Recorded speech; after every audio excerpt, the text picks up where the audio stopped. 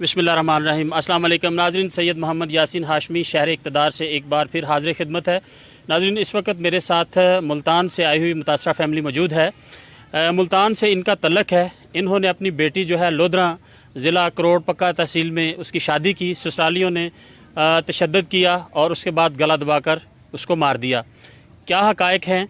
हसूल इंसाफ के लिए ये इस वक्त शहर इक़्तिदार में मौजूद हैं कि शायद इनको इंसाफ यहाँ मिल सके। अब इनसे बातचीत करते हैं कि असल क्या कहानी थी, इन्हीं की ज़बानी सुनते हैं। जी, क्या मामला हुआ जी? आपने बच्ची को तहसील करोड़ पक्का में उसकी शादी की, मुल्तान से आपका तल्लक है, तो ससुरालियों ने किस बात पे तशद्दुद किया, फिर गला दबाकर कत्ल कर दिया? बिस्मिल्लाहिर्रहमानिर्रहीम। मेरा नाम अली मोहम्मद शाकिर है। मेरा भाई छोटा फौत हो गया है, जिसका ये बेटा है इकलौता 11 साल और 5 बेटे हैं, एक ये बेवा भाभी है। बड़ी बेटी की शादी 2016 में की। 8 लाख का मैंने जायज़ दिया। मैंने कहा बच्ची है ना कि एक मेरा बाप नहीं है। उससे 2 बेटियां पैदा हुई, तीसरा बच्चा पेट में था कि उसको ससुराल ने तशद्दुद किया और गला दबा कर कत्ल कर दिया। वो ऐसे हुआ कि पिछले साल इन्हीं दिनों में मैं 4 बकरियां बच्ची को दे के आया, घर उसके छोड़ के आया। मैंने कहा दिल में ये ना कि मेरा बाप नहीं है, मुझे मतलब बाप होता तो देता, दिल में महसूस ना करें। तो उस बकरियां बेच के, ननद साथ रहती थी, उसने वो बेच के अपने बेटे की फ़ीस भर दी। कैडेट कॉलेज में पढ़ता था, अपने जानवर बचा लिए। तो बच्ची कहने लगी कि तुम्हें पता है मेरा बाप नहीं है, और अगर चाचे मेरे ने दिए तो मुझे दिए हैं, उसके पास फालतू तो नहीं है। मेरे माँ, एक माँ बेवा माँ है, 4 बहनें, एक भाई है, उनकी भी किफ़ालत कर रहा है, और अपना ये मेरे को दिए हैं तो ज़ाहिर है मतलब एक प्यार करके दिए, और मेरी क्यों बेची? अगर तुम्हारी मजबूरी होती, तुम्हारे पास कुछ ना होता, फिर दूसरी बात थी। तो इसमें तकरार शुरू हुआ। 28 दिसंबर 2019 को ननद के बड़े बेटे की शादी थी। 3 तोले की 4 चूड़ियाँ थी कि चूड़ियाँ दो, चूड़ियाँ कि मैं नहीं देती। चूड़े लेने के लिए तशद्दुद किया। तशद्दुद इतना ज़्यादा हो गया कि वो जब उन्होंने देखा ना कि अब ये बच तो सकते नहीं, पिछलों को बता जाएगी कि इन्होंने मारा है, चलो हम ये रचा देंगे कि ढोंग के ये अटैक हुआ है, तो फिर उन्होंने गले पे हाथ रख के कत्ल कर दिया। मुझे जैसे ही ससुराली ने फ़ोन किया तो मुझे यकीन ना आया, क्योंकि 3 दिसंबर को मेरी भांजी मरी थी, वहाँ गए थे, बच्ची भी आई थी, तो 11-12 घंटे ही गुजरे थे कि बच्ची की इत्तला मिल गई अटैक की। तो मैंने कहा बच्ची अगर कोई ऐसी बात होती मुझसे शेयर करती, अम्मी से अपनी से शेयर करती, अपने बहनों से करती, कोई बताती वजह। मैंने पुलिस को फ़ोन किया। पुलिस ने DSP करोड़ पक्का आबद वड़ाइच को फ़ोन किया, वो भी आ गए मौके पे। तो उस वक्त उन्होंने नई फिल्म चलाई कि 2 टैलें ऊपर उतारी कि ये अपना लटकी हुई थी और हमने लाश उतार ली है। जब वो कत्ल को उन्होंने हाँ खुदकशी के नाम। तो जब वो DSP ने कहा कि 2 ईंटों के दरमियान से बंदा नहीं गुजरा, गुजर भी जाए तो मिट्टी गिरनी थी। अगर बच्ची की लाश लटकती तो इसकी ज़बान बाहर निकली होनी थी, आंखें खुली होनी थी, मुंह खुला होना था, छोटा बड़ा पेशाब निकला होना था। ये कत्ल है, ये खुदकशी नहीं है। तो उसने DSP करोड़ पक्का आबद वड़ाइच ने ही उसे बुलाया, अपना फरांदे की 2 टीमों को बुलाया, DPO को बुलाया। 80 किलोमीटर का हमारा फासला बनता है जहाँ बच्ची भी आई है।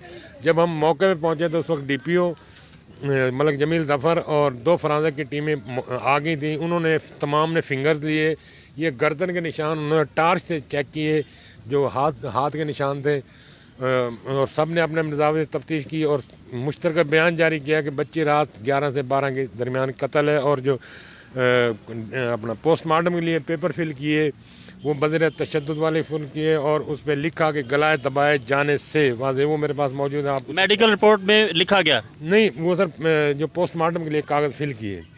जब डॉक्टर के पास ले गए THQ करोड़ पक्का अस्पताल, तो डॉक्टर ने कहा कम अज़ कम 50 तशद्दुद के निशानात हैं और बच्चे में बड़ा जुल्म किया है और गला दबा के मारा है। मैं सर ख़ुद मैंने 87 में BA किया है, बेटा मेरा PhD कर रहा है अल्फा करीम टावर यूनिवर्सिटी से। तो मेरे जहन में जो कुछ हमें पाकिस्तान में पढ़ाया झूठ जाता है इब्तदा से। तो हमारे जहन में वही था कि बिकने वाला कोई मामला नहीं है, हम मुसलमान हैं और यतीम बच्ची है, कत्ल हुई है।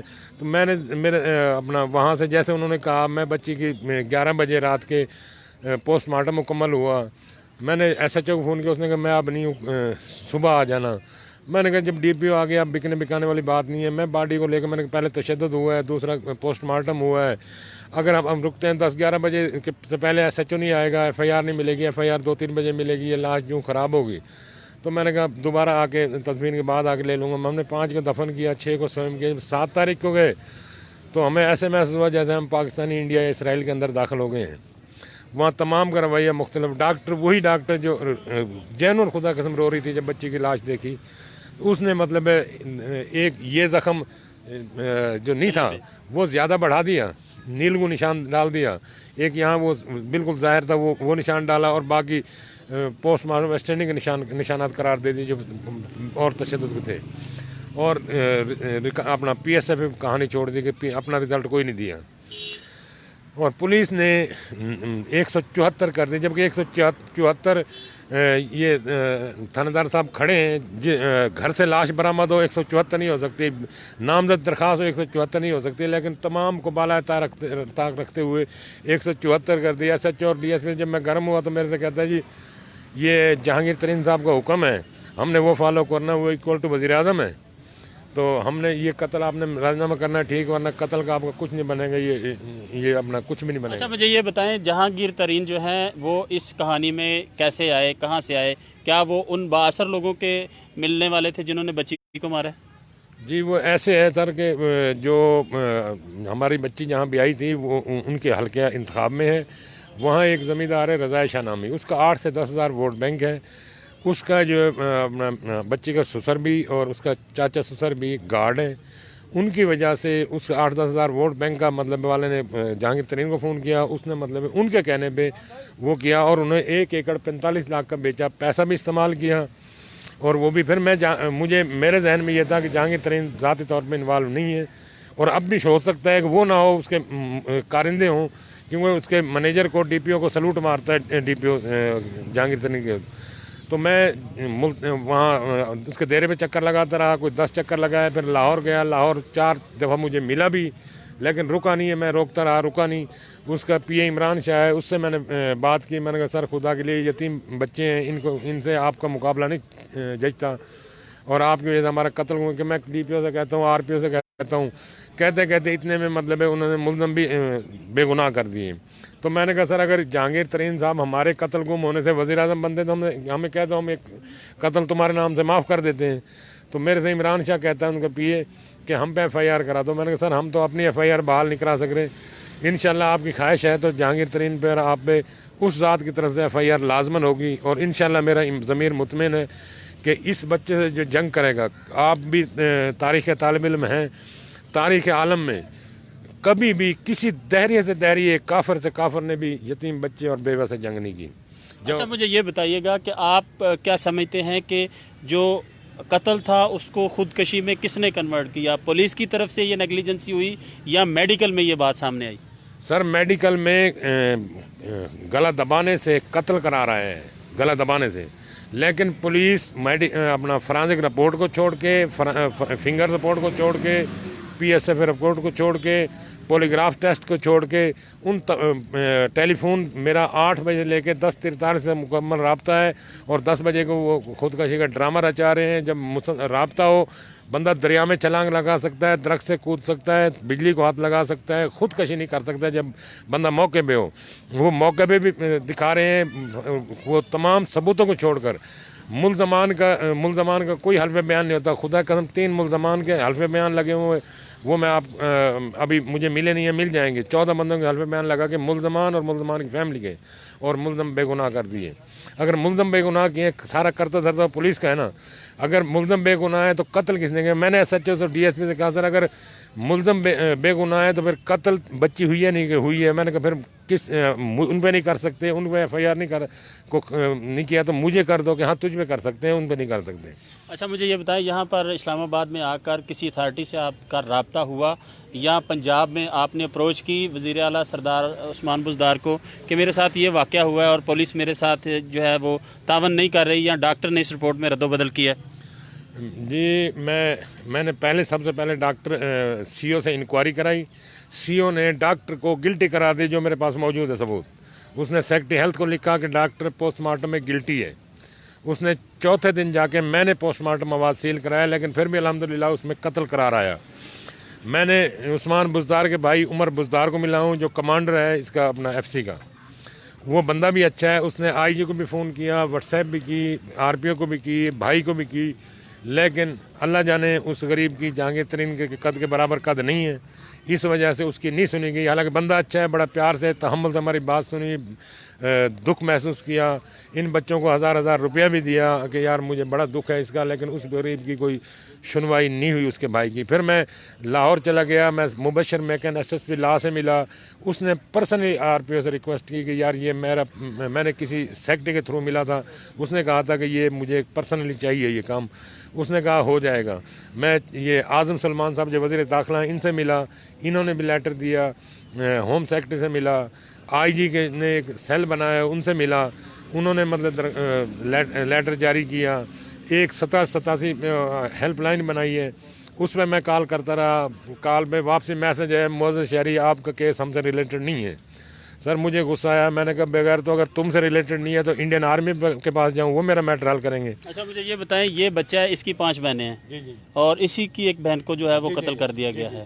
اچھا اب مجھے یہ بتائیں کہ اب آپ کیا چاہتے ہیں، کس سے یہاں پہ ملیں گے اسلام آباد، چونکہ آپ اتنے دور سے سفر کر کے آئے ہیں انصاف کے حصول کے لیے، سمجھتے انصاف مل جائے گا؟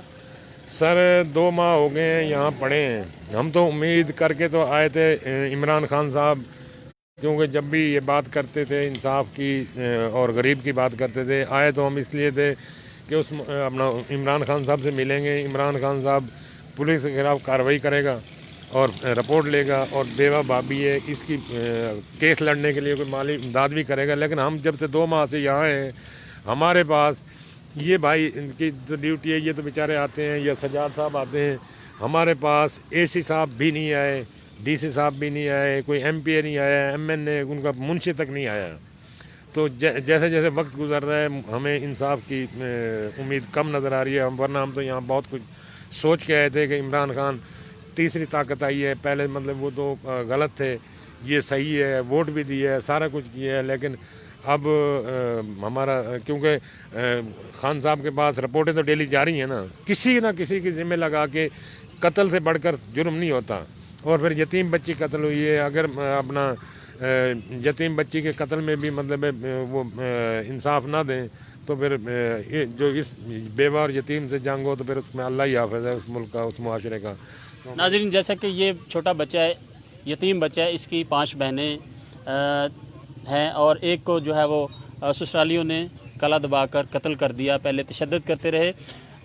متاثرہ فیملی کا یہ کہنا ہے کہ ہمیں انصاف نہیں ملا، جبکہ وزیر اعلیٰ پنجاب سردار عثمان بزدار صاحب آپ آنکھیں کھولیں اور اپنے ارد گرد جو بیوروکریسی ہے اس کو دیکھیں، تاکہ غریب جو ہے وہ انصاف کے لیے بجائے اسلام آباد کا رخ کرے، اسے وہیں پہ انصاف مل جائے تو وہ شہر اقتدار کا رخ نہ کرے۔ اس کے ساتھ ساتھ آپ کے ارد گرد جو بیوروکریسی ہے اس پر نظر رکھیں، اور ان کا یہ کہنا ہے متاثرہ فیملی کا کہ ڈاکٹرز کی رپورٹس اور پولیس ان دونوں میں جو ہے اس پہلی والی رپورٹ کو رد کرتے ہوئے بچی کا جو قتل تھا اس کو پھانسی کی جو ہے وہ شکل دے دی، اور یہ انصاف کے لیے 2 ماہ سے شہر اقتدار میں بیٹھے ہیں، لیکن تاحال ان سے کسی بھی اتھارٹی نے رابطہ نہیں کیا۔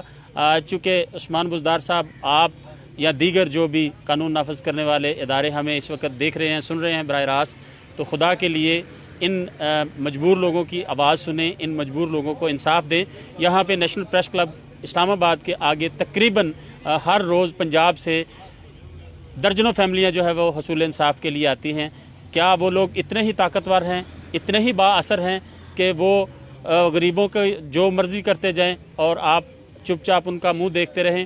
ناظرین یہ وہ حقائق ہیں، یہ وہ کچھ سوالات ہیں جن کے جوابات ارباب اختیار کو لازمی دینا ہوں گے کہ حصول انصاف کے لیے غریب اتنا دربدر کیوں ہوتا ہے۔ اسی کے ساتھ سید محمد یاسین ہاشمی کو شہر اقتدار سے MM نیوز کے ساتھ اجازت دیجیے۔ اپنا بہت سارا خیال رکھیے۔ اللہ آپ کا نگہبان۔ السلام علیکم ورحمۃ اللہ وبرکاتہ۔